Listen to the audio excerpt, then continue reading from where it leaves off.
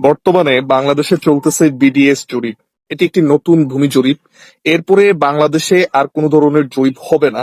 এটি স্মার্ট এবং খুবই আধুনিকভাবে জরিপটা করা হচ্ছে। পর্যায়ক্রমে বাংলাদেশের সকল এলাকায় এই জরিপটি হচ্ছে। এই জরিপটি মূলত হচ্ছে ড্রোনের মাধ্যমে সারা বাংলাদেশে এই জরিপের কার্যক্রম হচ্ছে। ধীরে ধীরে পর্যায়ক্রমে আপনার এলাকায়ও এটি চলে যাবে। তো আজকে আমরা জানবো বিডিএস রেকর্ডের জন্য যে যে ডকুমেন্টস গুলি আপনার থাকতে হবে, যে যে ডকুমেন্টস গুলি থাকলে আপনি বিডিএস জরিপের নাম উঠাতে পারবেন, সেগুলো আমরা জানবো। তো আমরা মূলত আজকের ভিডিওটি 9টি পয়েন্টে তুলে ধরবো আপনাদের কাছে বিষয়গুলো। তো শুরু করা যাক।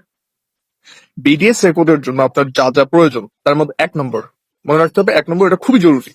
1 নম্বর যেটা প্রয়োজন, দলিল ও রেকর্ডীয় যে খতিয়ান গুলো আছে আপ টু ডেট চেইন মিলায় কিন্তু রাখতে হবে। ঠিক আছে?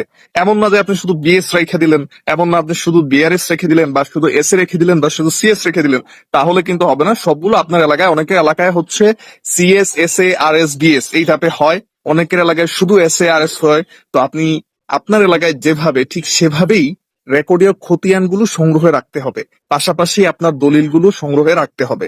এটাই হচ্ছে 1 নম্বর গেল।